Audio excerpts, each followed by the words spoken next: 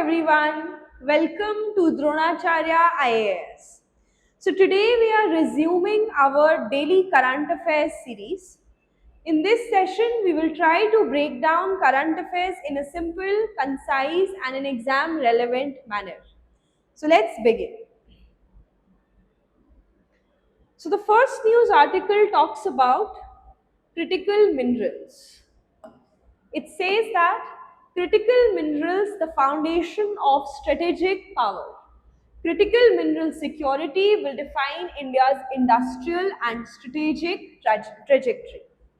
Alright, so critical minerals is an important topic for us from GS3. It is an important topic to be covered under GS3 paper of mains, and it also is important and relevant for your prelims exam. So let us first understand, before understanding the news, let us first understand what critical minerals are. This news is about critical minerals, so let's first see what critical minerals are.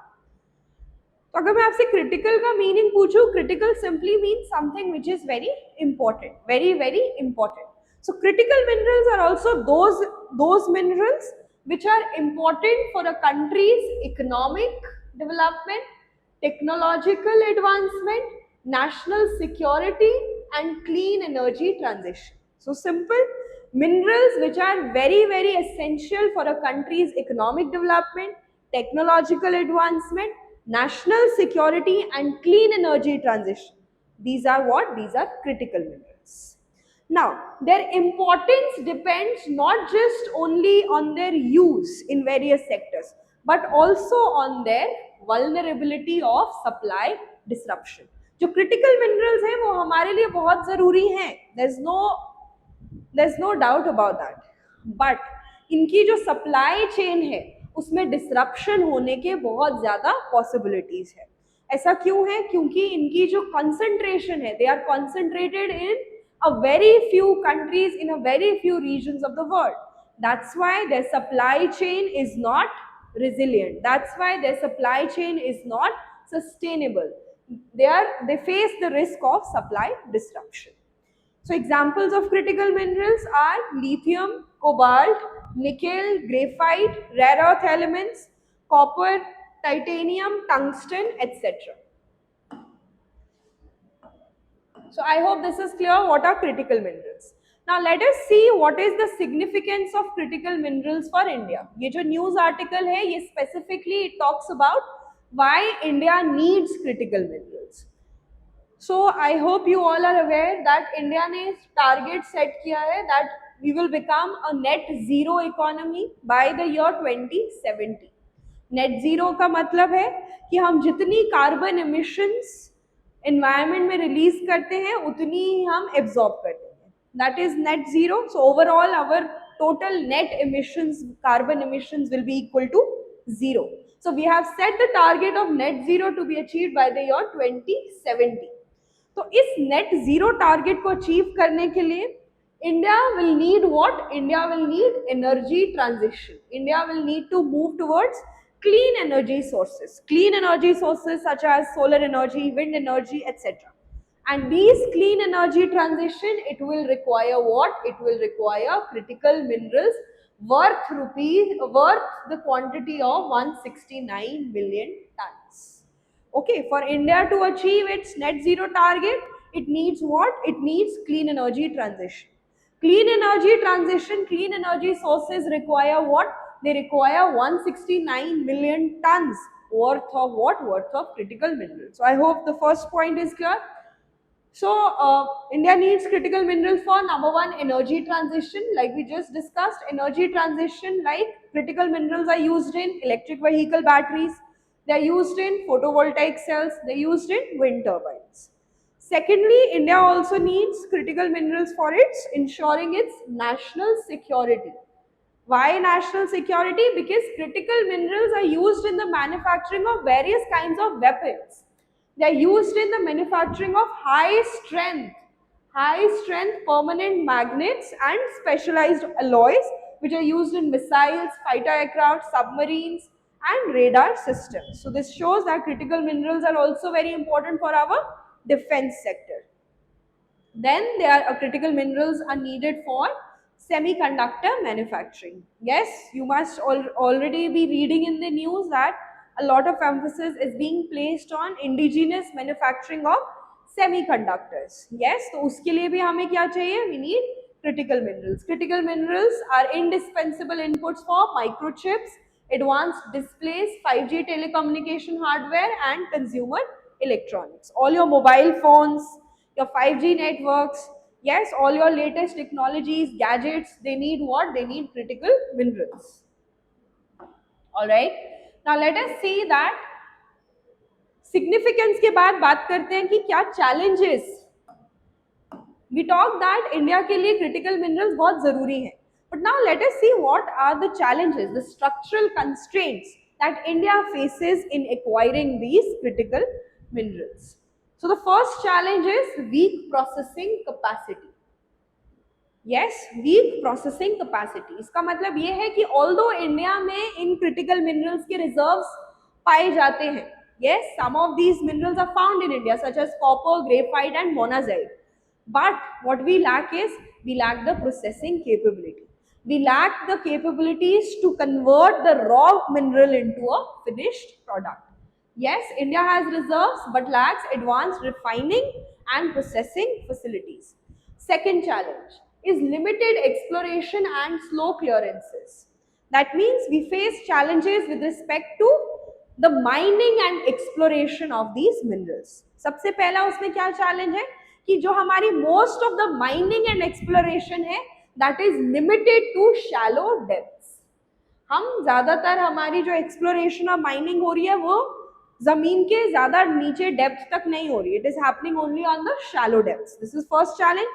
Second challenge is that जो बहुत सारे lengthy environmental approvals हैं, yes, other kinds of approvals also, they result in what? They result in creating mining delays. Okay, they act as roadblocks, as hurdles in producing more critical minerals. So this is the second challenge. Now let us talk about the third challenge, that is high import dependence. India depends heavily on imports for battery minerals such as lithium, cobalt and nickel.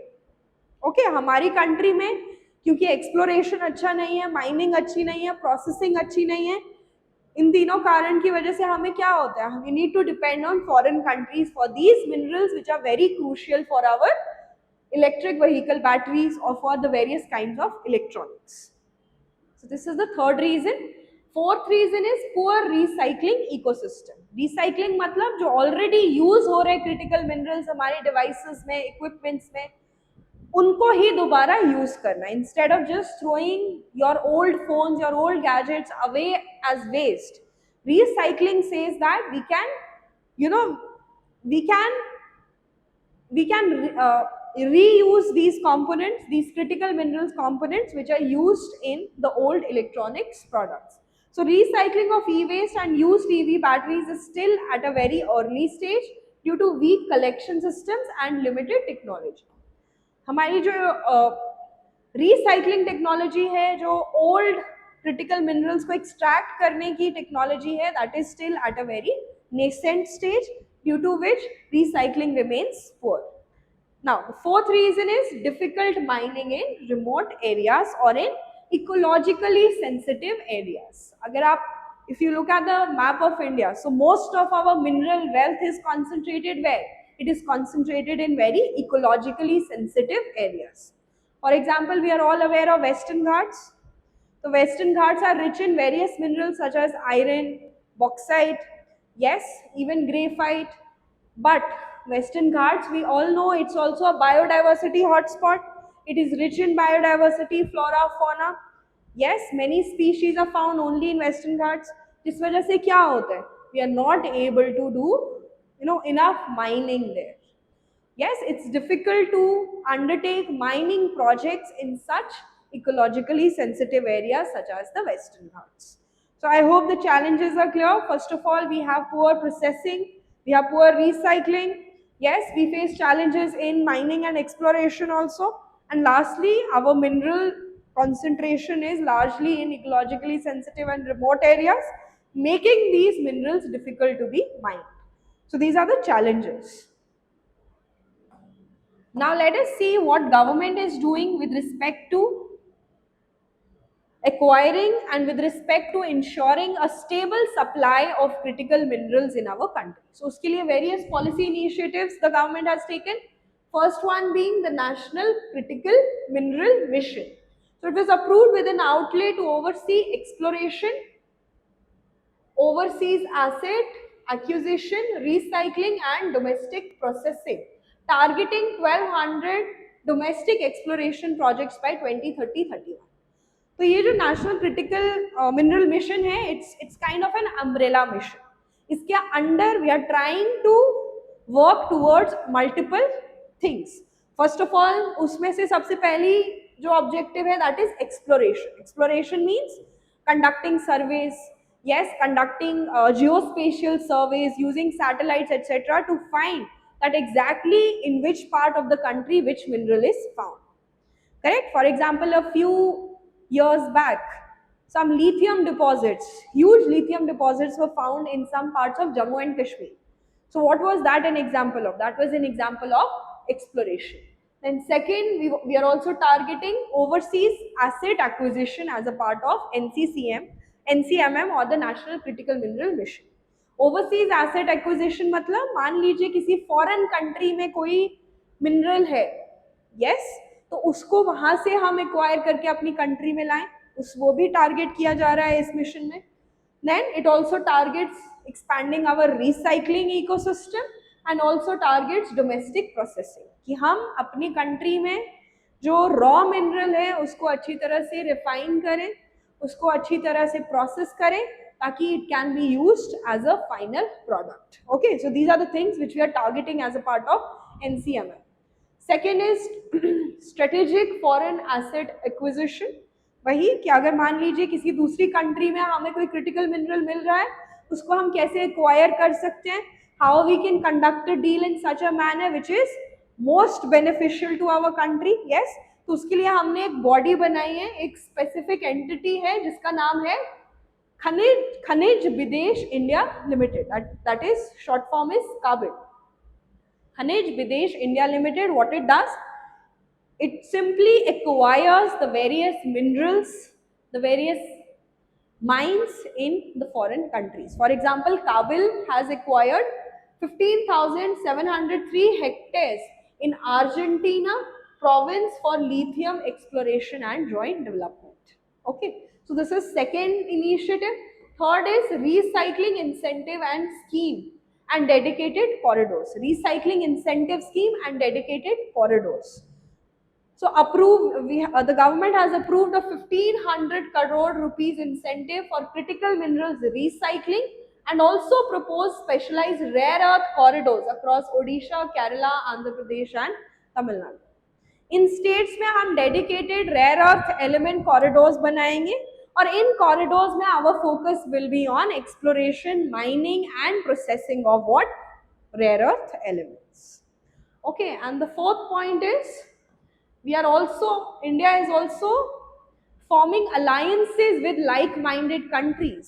Yes, like-minded countries who are concerned about the supply chain resilience of the critical minerals in the world. Yes, for example, India has signed the India-US Strategic Critical Minerals Cooperation Framework and also joined the Quad Critical Minerals Initiatives to secure trusted supply networks. हमारी country में critical minerals की supply बनी रहे. Yes, there should be no supply chain disruption. इसके लिए what we have done, we have formed a number of alliances with our partners who can help us ensure this trusted supply of critical minerals. Okay, so these are some of the initiatives which government has taken. So that is all this news article talks about. Now let us move to the next news. Okay, so the next news is pertains to India's health sector, and I'm sure you must be aware that health forms a part of your GS paper 2, social justice, wherein we study what's the scenario of health sector in our country, like what are the challenges, yes, what we can do to improve this sector, etc. Okay, so this topic which we are going to cover now, it is relevant for your GS2 paper. All right, so it says hexavalent vaccine hexavalent vaccine could improve India's immunization program, says study. A study by the Union Health Ministry and partner organizations says introducing the hexavalent vaccine under the Universal Immunization Program could reduce the number of injections, ease pressure on health workers, and improve program efficiency. Okay, so far what do we understand? Just by reading the headline, we understand that this report is suggesting a kind of a measure which we can take to improve what? To improve the coverage of our immunization program.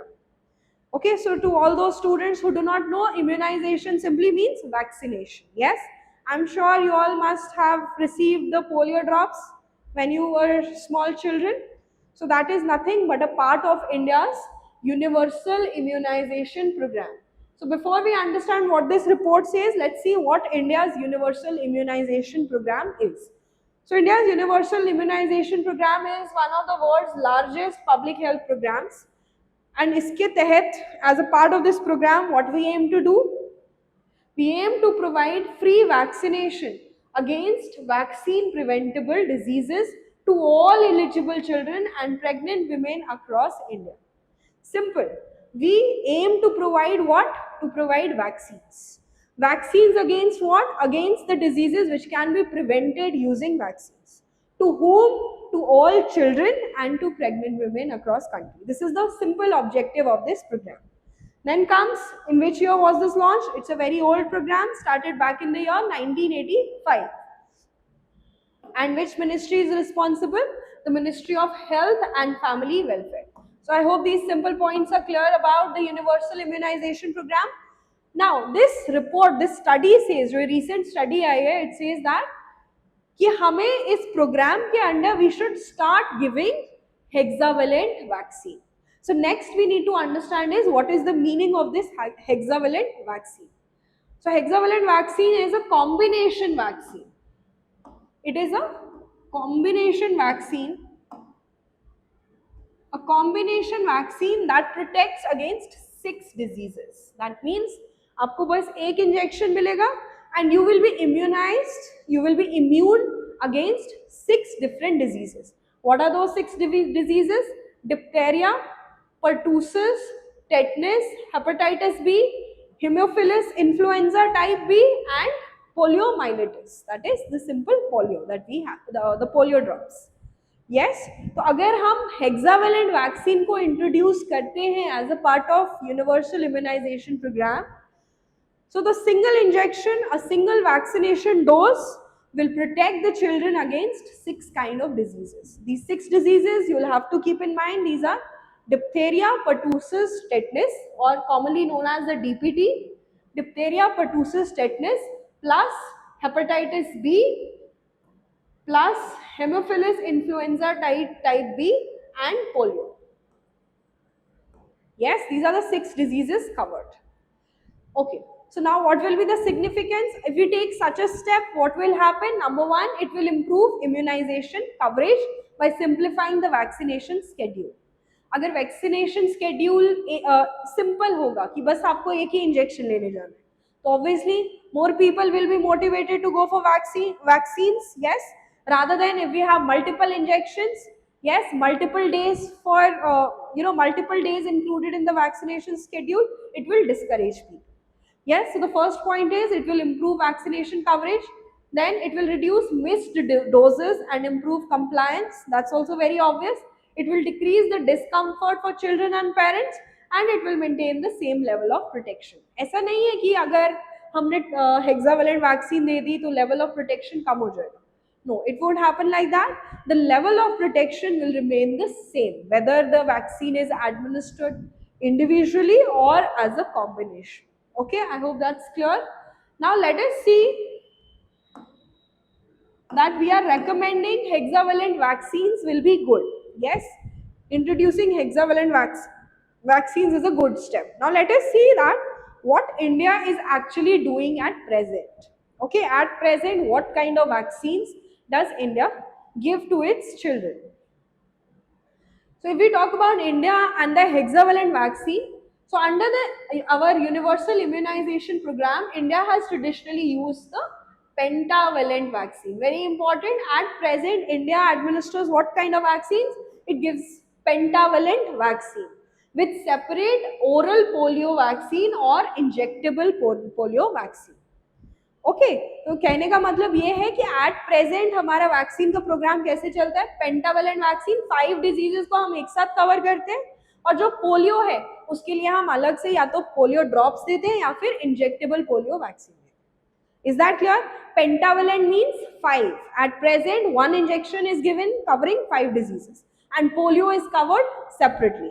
But what will hexavalent do? Hexavalent will cover all these 6 diseases including polio collectively. Simple difference. Okay, so you can see pentavalent vaccine covers 5 diseases, hexavalent will cover 6. Yes, it will provide the additional protection will be provided against which disease? It's the polio disease.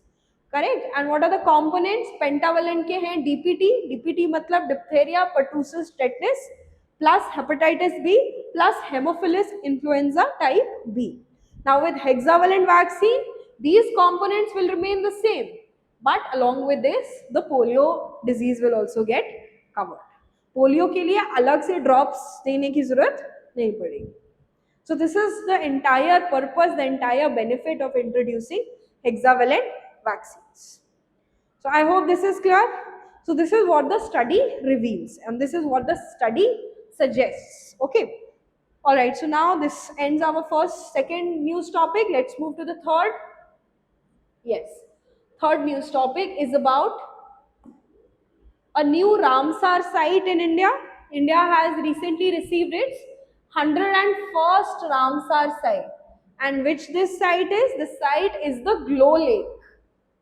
The Glow Lake located in Arunachal Pradesh is India's 101st Ramsar site. Yes. So see now this topic is clearly more important for your prelims compared to your mains. So let us see some of the facts for prelims from this topic quickly.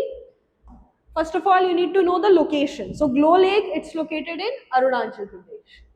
Second thing you need to know is that this is the very first Ramsar site of Arunachal Pradesh. आपके लिए trap बनाया जा सकता है that this is second, third or fourth, fifth site of Arunachal Pradesh. Yes, from Arunachal Pradesh. No. The answer is no. It is the very first site from Arunachal Pradesh. Very first Ramsar site from Arunachal Pradesh.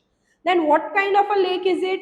Is it a freshwater lake? Is it a natural lake? Artificial lake? So the answer is it's a freshwater lake. Freshwater natural lake.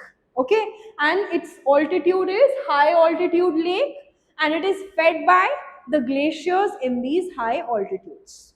And that's obvious also, if a lake is high altitude and it is fed by glaciers, that means it will be a freshwater lake. Yes. So the next point you need to know, it is located in eastern Himalayas. Simple. It is the major source for which river? This becomes an important question. It is an important major source of the river called as the Kamlang River. Yes. आपने Brahmaputra river system में पढ़ा होगा. Kamlang is a tributary of Brahmaputra river. Yes, and Kamlang river is fed by which lake? It is fed by the Glow Lake. Okay, and it is located inside the Kamlang Tiger Reserve and Wildlife Sanctuary. So Kamlang Tiger Reserve के अंदर आपकी Glow Lake है और इस Glow Lake, this is the main feeder lake for which river? It is the main feeder lake for the Kamlang river, which itself, Kamlang river is itself a tributary of Brahmaputra river. So this lake is fed by multiple perennial high altitude mountain streams flowing down from the eastern Himalayan glaciated ridges. बहुत सारे glaciers हैं इस reason में और उन glacier से जो छोटे छोटे स्ट्रीम्स निकलते हैं वो सारे दे combine together to make the Glow Lake. Okay, and the last point is that this is one of the rare Himalayan ecozones supporting all 4 major big cat species. जो सारे के सारे बिग कैट्स हैं, 4 major big cats, that is the royal Bengal tiger, snow leopard, clouded leopard and Indian leopard. ये जो 4 big cat species हैं ये सारी की सारी इस लेक की बेसिन एरिया मतलब जो इसके अराउंड लैंड एरिया है. Yes, all the land area surrounding this lake which drains into this lake, वो सारा बेसिन है, उस बेसिन पे 4 बिग कैट स्पीशीज भी पाए जाते हैं। वो कौन से हैं? Snow leopard, clouded leopard, Indian leopard and the royal Bengal tiger. Okay, so I hope these facts about Glow Lake are clear to you. Very simple. Yes, I'm sure you must have remembered them in the class itself. Okay, so with this we finish today's daily news analysis. We will meet again tomorrow. We'll try to keep posting these videos regularly so as to help you in your current affairs preparation. Thank you so much.